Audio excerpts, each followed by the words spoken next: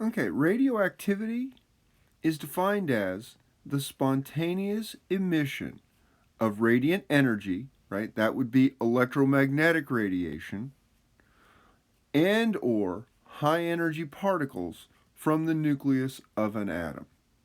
Okay? So we're going to talk about radioactivity for this chapter. Radioactivity was discovered by a French scientist named Antoine-Henri Bacquerel in 1896. He had certain ores of the element uranium that he kept in a drawer, right? And when he left them in a drawer with photographic film, the film turned black, right? And so he studied this, right? And found that there was something in the uranium that would go through thick paper to expose the film, right? And he noted that the amount of activity, right, measured by how quickly the film darkened, was specifically related to the amount of uranium in the sample. At the time, he had two research assistants, a married couple, Pierre Curie, a Frenchman, and Marie Sklodowska Curie, a Polish emigre who had gotten married, right? And so he assigned them the problem of a specific ore called pitchblend, right? The ore was found to be more radioactive than was expected based on the amount of uranium present. And so the hypothesis was that there was some other radioactive element or elements in the sample. So they started with essentially a truckload of rock, 50 cubic feet of pitchblende ore. And working in a shed behind the lab, they worked this ore down and then isolated two new elements, right? One of those elements they named polonium, right? It was named after Marie Curie's native country. And then the other element was called radium.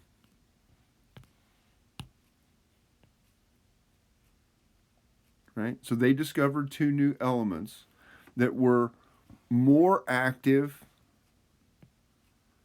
than uranium in each case. And so that explained why the ore overall seemed more reactive than it should have been based on the amount of uranium, right? So after the discovery of radioactivity and these elements, Ernest Rutherford, who you know is my favorite scientist, right, investigated the types of radiation emitted from a radioactive element. And he discovered what we consider to be the three basic types at the time, right? Right? Alpha particles, that is, these things were emitted, they had a mass of 4, right? And a charge of 2 plus, appeared to be the equivalent of a high-speed nucleus of a helium atom, right? So we could designate these as, alpha 2, 4, and as being equivalent to helium 2 plus, okay? As a matter of fact, it ends up that all of the helium that we find here on Earth, right, the helium on Earth is made from alpha particles that are emitted from radioactive nuclei that steal electrons from adjacent atoms to become neutral helium atoms. So if you've ever carried a helium balloon, right? If you've ever carried, a pretty helium balloon, not so pretty helium balloon, what you were carrying was the particles emitted from radioactive elements deep in the earth, okay? Another particle was the beta particle, they had masses much less than that of an alpha particle, right? And they had a charge of 1 minus, and so those could be shown as beta. They essentially had 0 charge and or 0 mass and a 1 minus charge, right? They were equivalent to an electron, right? They were equivalent to a high-speed electron, but being emitted from the nucleus. And then, right, the third major kind of emission was gamma rays. This was electromagnetic radiation, right? And so it fit the, right, E equals h nu, right? These were photons of light. It's about 100,000 times more energetic than visible light. As a matter of fact, these are our highest energy forms of electromagnetic radiation.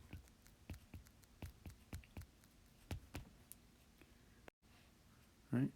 In 1932, James Chadwick, an American scientist, was bombarding beryllium atoms with alpha particles, and he found some uncharged particles that were being ejected with a mass approximately equal to that of a proton. So that is, right, they were neutral, they had 0 charge, but they had a mass of 1. Right? These he named the neutron. Right?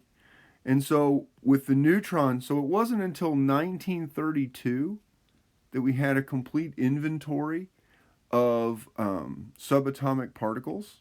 And once we had the neutron, we understood how we could make isotopes, atoms of the same element with different masses.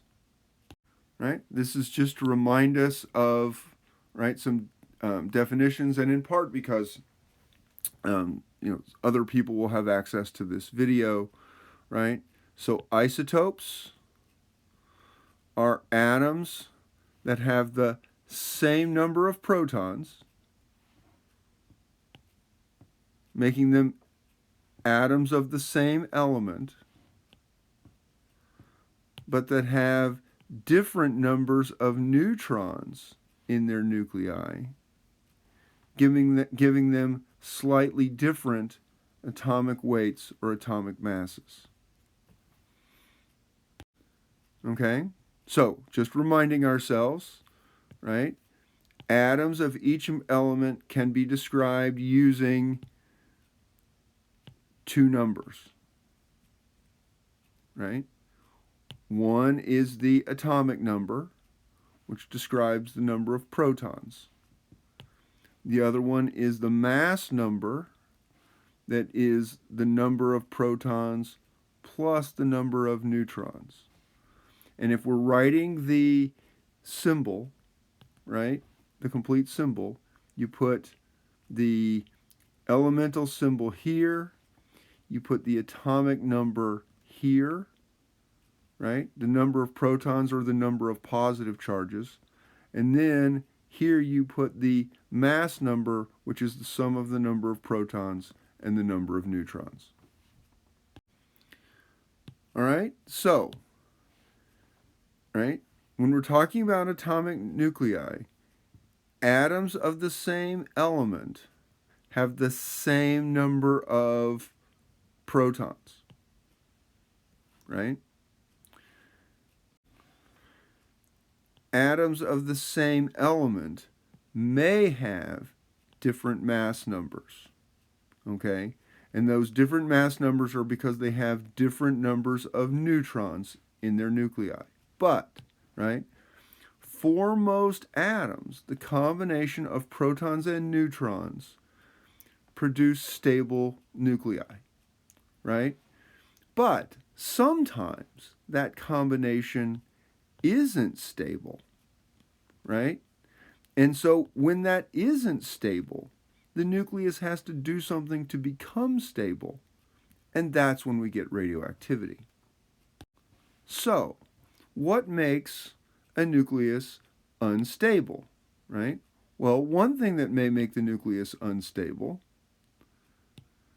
is if it contains too many neutrons for the number of protons, right?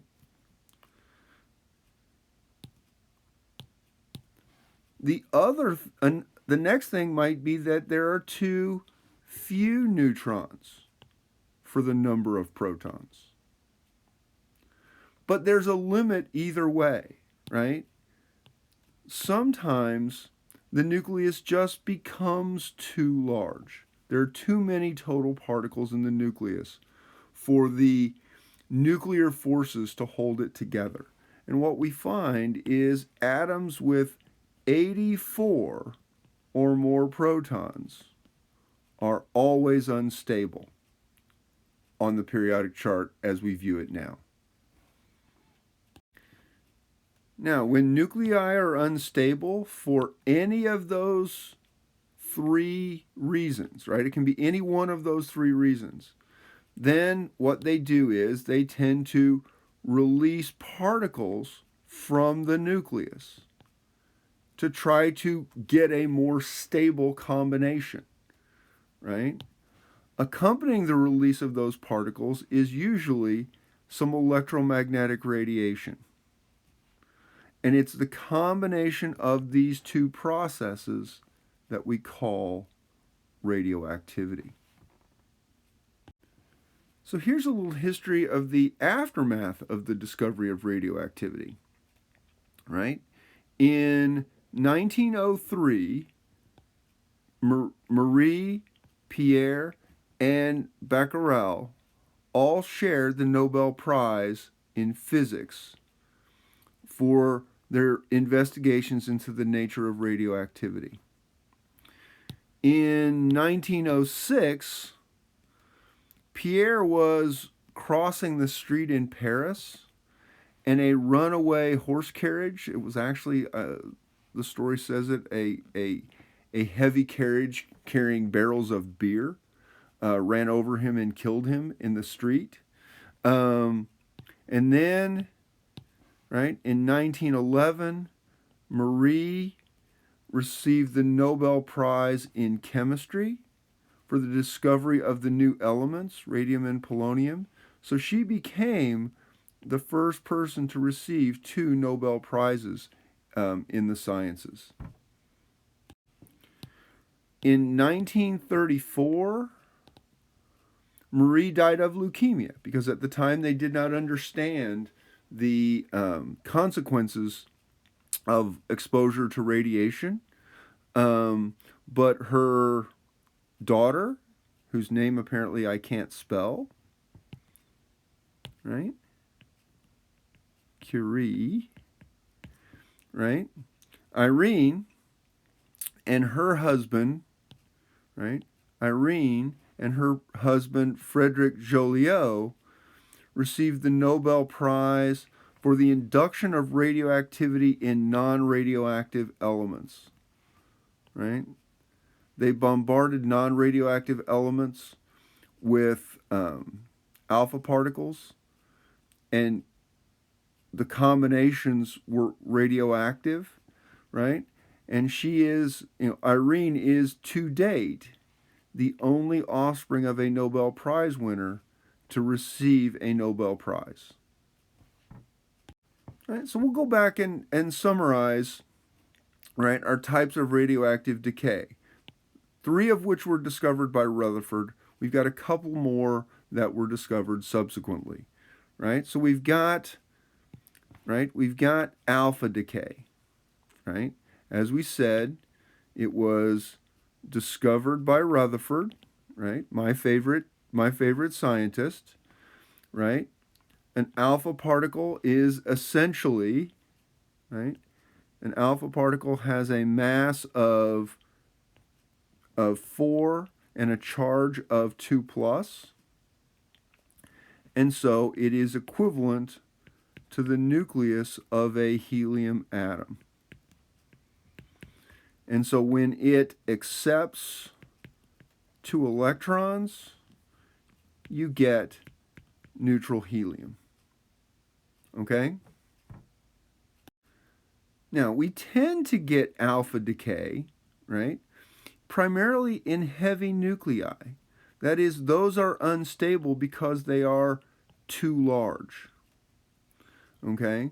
Now, they're so large that when they leave, they tend to collide with atoms in matter surrounding them, and so they don't penetrate very far. Alpha emitters are not that dangerous for external exposure, but they can be really dangerous if they're ingested, right? They tend to be stopped by a thin sheet of paper or outer layers of skin, but ionizations can cause serious damage if the alpha-emitting radioisotopes are taken internally, right? So here's showing polonium, which is a large nucleus, emitting an alpha particle to make lead, right? And so we've got, right, this notation, right? Polonium has a mass of 212 and 84 positive charges. If we take out 4 of those mass particles and 2 charges, right? 84 minus 2 leaves 82. 82 protons is lead. 212 minus 4 gives 208, right? So we get lead 208 as our, what we call the daughter nucleus.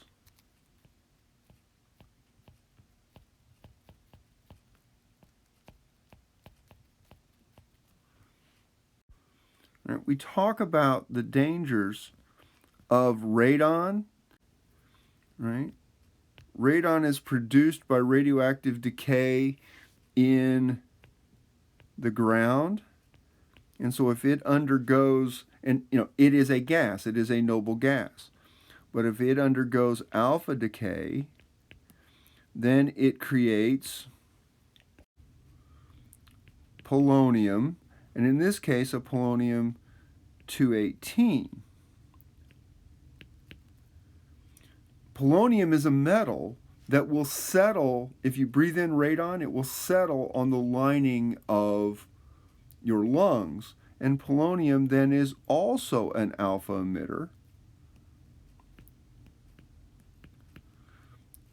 that will make lead 214, which is also radioactive. And so the danger of breathing in radon is that the radon itself undergoes alpha decay as a gas, but the polonium that is produced is not gaseous. It settles on lung tissue, and then you have an alpha emitter in direct contact with sensitive tissue, right? And this is an alpha emitter, and this can be an alpha emitter, and so you get alpha emission over short distances. And so the second greatest cause of lung cancer after smoking is radon exposure, right? Our second mode of radioactivity that was discovered by Rutherford was beta decay, right? And it's release of a beta particle, right? And so the beta particle is highlighted here. As we said, the beta particle has almost zero mass. It's much smaller than a proton or a neutron, and a -1 charge. And so, right, the beta particle is essentially an electron that is emitted but from the nucleus of an atom, right? And so this tends to occur primarily in nuclei which are unstable because they contain too many neutrons for the number of protons, right? And so essentially, if we look here, right, we have 14 total particles, right? Where on the left, it looks like we have 6 protons plus 8 neutrons. Over here, we've gone to 7 protons plus 7 neutrons. So we've converted, right, 1 neutron, right? We have 1 fewer neutron and 1 more proton.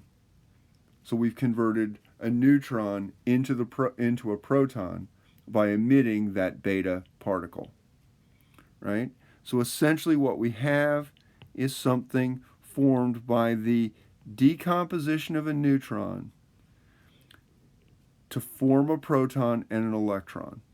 And the electron then is ejected from the nucleus.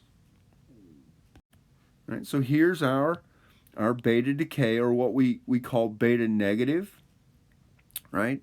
So this, as we said, it's formed by the decomposition of a neutron in the nucleus to form a proton and an electron, right? But really what's new here is the smaller mass and the high speed make this about 100 times more penetrating than alpha particles, right? So where an alpha particle is stopped by a piece of paper, beta, right, takes something like, heavy clothing or walls of the laboratory will stop a beta particle, right? When beta particles hit matter, they tend to do one of two things, and we've seen this, right? We talked about in mass spec,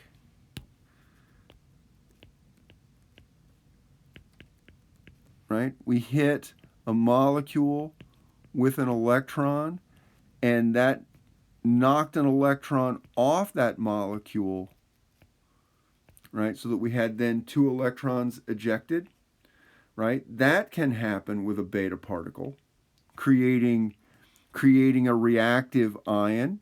And if that hits DNA, right, it can cause reactions in DNA, right? Or a molecule can absorb that electron and become negatively charged, right? Again, creating an ion which might be reactive. If that molecule was paired up, it could create a radical anion that could form free radical chain reactions, right? Which could damage molecules, right? Now here's a mode of radioactive decay that Rutherford didn't recognize, that was recognized after Rutherford. It's called positron emission, or beta positive, right? In beta positive decay, right, we get a decomposition of a proton to form a neutron and a new kind of particle called a positron, right? And so we get something that looks like this, right? This beta positive, right, has 0 mass like an electron, but a positive charge, right? And so what we essentially get then is, right, 18 equals 0 plus 18, right? 9 equals 1 plus 8, right? So we lose this positron from the nucleus, and we lose a proton, but we keep the same number of nucleons, right? So this occurs commonly in atoms that have too many protons or not enough neutrons for the number of protons, right? So too few neutrons is the problem. And this is used in a technique called positron emission tomography. It's often used for cancer diagnosis. So you introduce something that has a a an isotope that will undergo positron emission, right? And so that positron, right, is emitted from the radioactive isotope. But there's something called antimatter annihilation. That is, if our positron collides with its anti-equivalent, the electron, right, they completely annihilate all the mass and turn themselves into two photons, right? Right? The energy, right? The mass is completely turned into energy, and that energy is seen in the form of gamma radiation, right? Radiation in the gamma energy range. And the energy of that is specifically related to the mass of an electron. Okay? And so what happens in positron emission tomography is, say someone has breast cancer. Breast cancer cells bind estrogen. So they label estrogen with something like fluorine 18.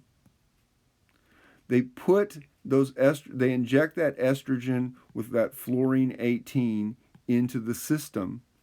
It collects where breast cancer cells reside. So if we've got metastatic breast cancer and it's spread around and you want to figure out where it is, it will collect where it binds to breast cancer cells. And in those sites, it undergoes beta emission.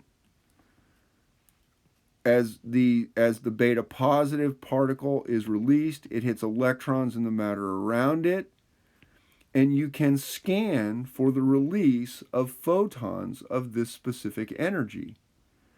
And when you see areas where those photons are being emitted in a concentrated area, that's a place that's likely to have cancer cells binding your labeled hormone. Another mode of radioactive decay that it was not recognized by Rutherford but is recognized now is electron capture, right? And so in electron capture, an electron is pulled into the nucleus, right? That electron combines with a proton to form a neutron. One of the places where we see this a lot is with the isotope potassium 40. And potassium 40 is interesting because potassium 40 makes bananas are radioactive.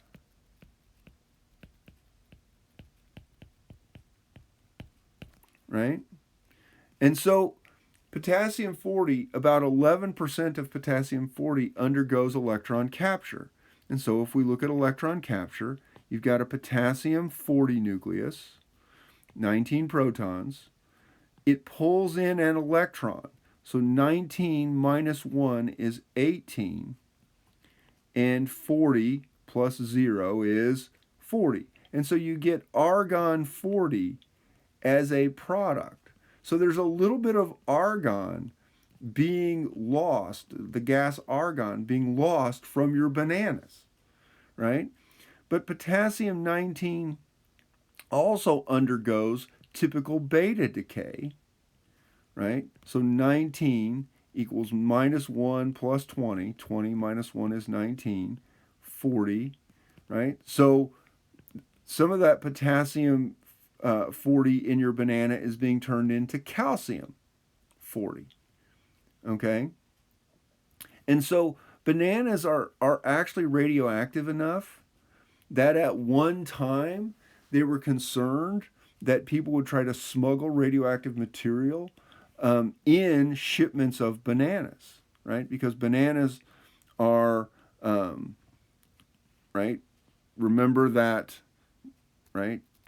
Gamma radiation is associated with any kind of nuclear process, right? So not only are bananas putting out alpha particles, they're also putting out gamma radiation along with it. And so they have automated scanners at the border as truckloads of bananas are being brought into the United States that specifically scan for the wavelengths of gamma radiation emitted when potassium undergoes electron capture. And so they can tell whether somebody's hiding other radioactive isotopes in a shipment of bananas or whether it's just the potassium in bananas that's making it radioactive. Right? We've alluded to gamma along the way, but now we get to talk specifically about it, right? So gamma decay is the release of photons of high energy electromagnetic radiation, right? And again, right, gamma is the highest energy electromagnetic radiation, right? Higher energy than X-rays. Now, it is emitted whenever the nucleus is rearranged, right? So every time we take a particle out, then the remaining nuclear particles have to go back to a lower energy level. And so the energy they have is released as gamma radiation, right? Gamma radiation has very high penetrating and ionizing power, right? If you go to places with strong gamma emitters, right, it takes thick lead or concrete to stop gamma radiation, right? Now, radioactive decay is essentially a first order process.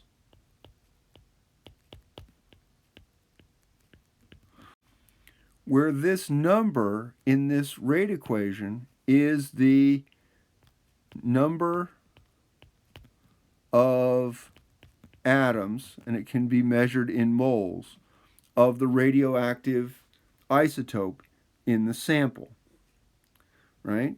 And then we can express this also as an integrated rate equation, right? Here's our integrated rate equation for a first order process, right?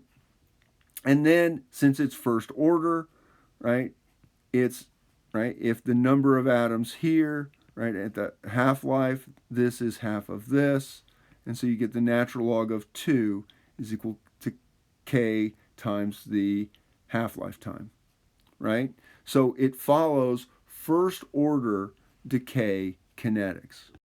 Right? Different radioisotopes have different half-life times. They can be very short.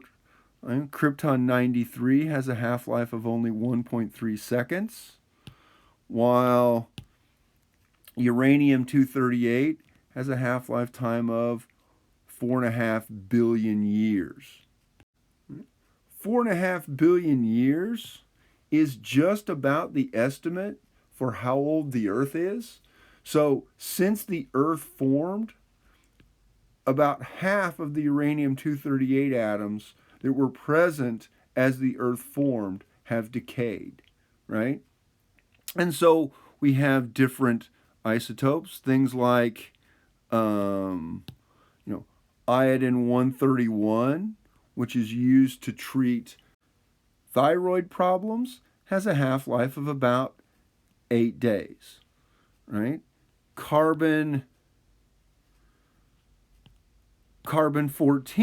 I'll use black for carbon, right? Carbon-14, which we use for radioactive dating, has a half-life of about 5,730 years, right? And here's our potassium-40 that we talked about. It has a half-life time of 1.25 billion years, right? And so we can use those to determine lifetimes of different things, right? We can use carbon-14 to measure how old living things or things made from living things, like, wooden implements. Right? While we can use potassium-40, right? Potassium-40 can be trapped in rocks as they are formed, right? And so we can look for that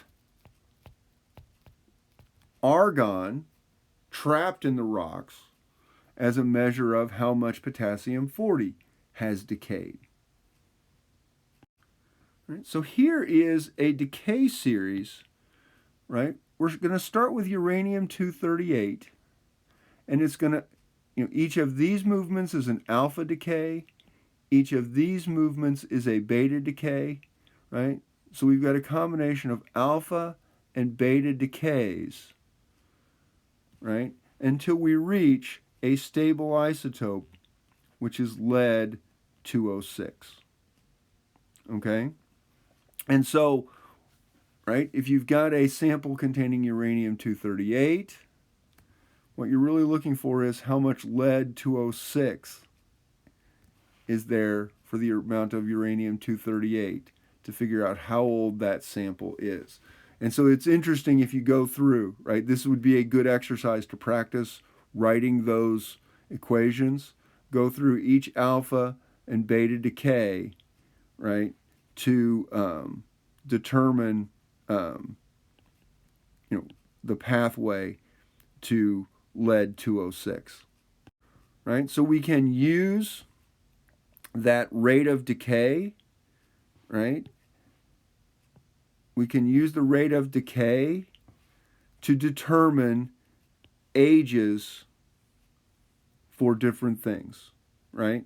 And as we said, you're looking at the proportion of the parent to the daughter to figure out how many half-lives we've gone through to find the age in years, right? And it's using that first-order integrated rate equation, right, to tell us how much time has passed, right? So again here, right, some of these are repeated radioisotopes commonly used for radioactive dating, right? We already talked about potassium-40, right? We know about carbon-14, right? We look at uranium-238 to lead-206, almost 4.5 billion years. Thorium-232 to lead-208, right? That has a half-life of 14 billion years. And so we can use different radioactive isotopes for different ranges of ages, right? In general, you can measure products through about 10 half-lives, right? You're starting to get more error if you go even up to 10 half-lives. So you can use carbon-14 to date things that are about 10 times this old, so about 57,000 years old, right? You could use uranium-235 to go up to 7 billion years old, right?